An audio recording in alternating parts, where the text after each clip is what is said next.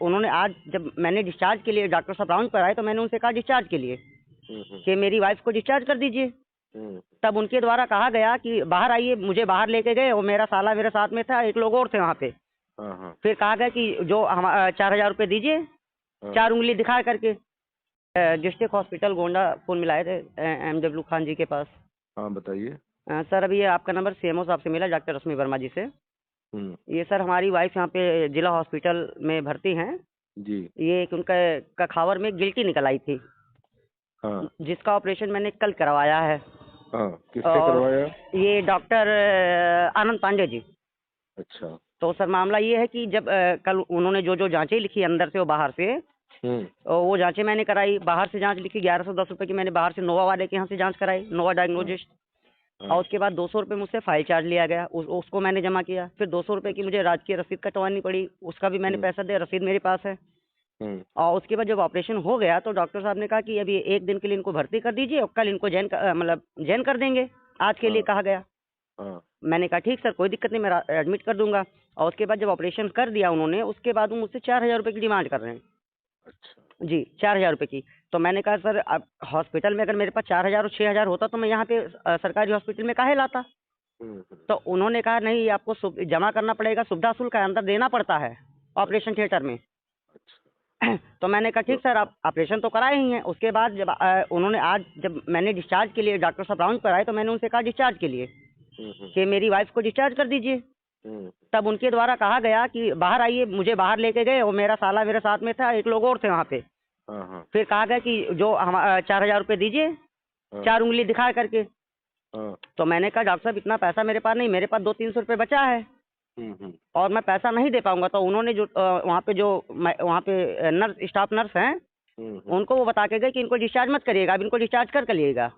अच्छा जी ठीक है। तो सर अब मुझे ये उम्मीद है कि यहाँ पे मेरे साथ गलत होगा तो मेरी वाइफ को आप मुझे डिस्चार्ज करा दीजिए और उचित कार्रवाई की जाए।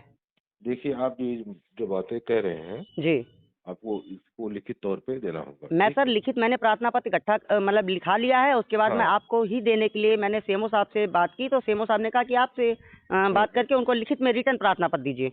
हाँ, और मैंने पत्रकार साहब से भी बात की थी तो उन्होंने भी यही कहा था।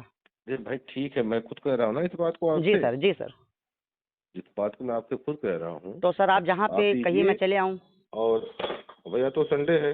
जी सर। तो अस्पताल में आदमी मिलेगा नहीं। जी सर। ठीक है। जी सर। रहा आपके पेशेंट का सवाल। जी। तो आप ये हमको कल कार्यालय में दीजिए 10 बजे। जी ठीक है। जी सर। ये आपको रिसीव करवाइए जो बातें आपने कही हैं। जी जी जी जी, कोई प्रॉब्लम नहीं। अब रहा ये डिस्चार्ज का मामला। जी सर, इसको मैं बात करता हूँ। ये सर डिस्चार्ज कराई क्योंकि मुझे विश्वास नहीं रह गया अब। जब आज के लिए कहा गया उसके बाद उनको रोक गए। जब मैंने नर्स से बात की तो नर्स कह रही कि डॉक्टर साहब मना कर गए हैं।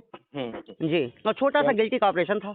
ठीक है, ये बताइए जी, क्या नाम है आपकी? पिंकी देवी। श्रीमती पिंकी देवी जी, पत्नी विनोद कुमार।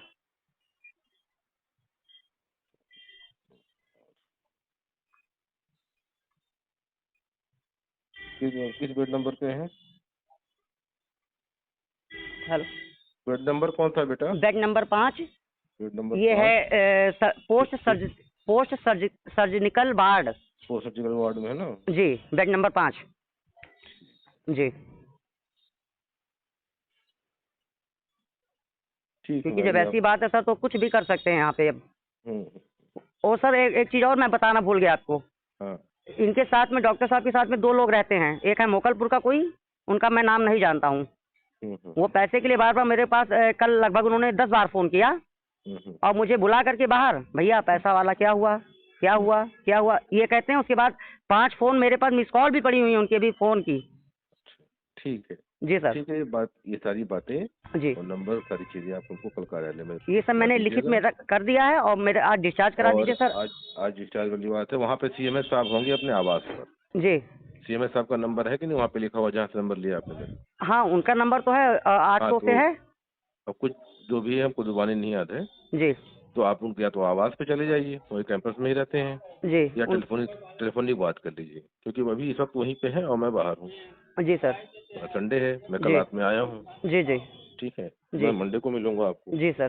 जी तो ठीक है सर, मेरा डिस्चार्ज वाला करा दीजिए। मैं CMS साहब के पास। ये CMS साहब ही करा पाएंगे ना, वहीं पर है वो। अच्छा, ये कहाँ पे पड़ता है इनका आवास सर?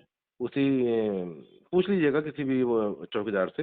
अच्छा अच्छा। ये जिधर वो नई वाली बिल्डिंग नहीं बन रही है, जी जी जी जी। उसी के पीछे है। अच्छा 10 अच्छा। मकान है, जी। उसी में रहते हैं। क्या नाम है सर उनका, सीएमएस साहब का? डॉक्टर अनिल तिवारी साहब। अच्छा, अनिल तिवारी जी। जी। ठीक सर। उनका नंबर जो है हम आपको दे देते हैं। जी दे दीजिए, तो हम सर उनको फ़ोन करके बात कर लें, उसके बाद उनके पास चले जाएं। हाँ, होल्ड जी कीजिए। जी, बताइए सर।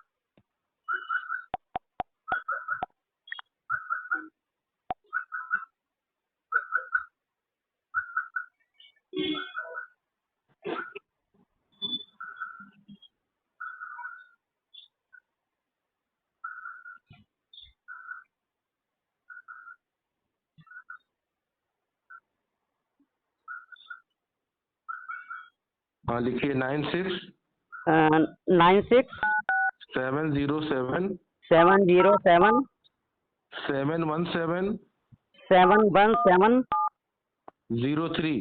03। हाँ, ठीक सर, थैंक यू। ये बात करके उनसे मिले जाके। फिर बात कर लीजिए जी और बात पे चले जाइए, तो वो वहीं पे हैं जी और वो टीएमएस है, हमारे बड़े अधिकारी हैं। जी सर।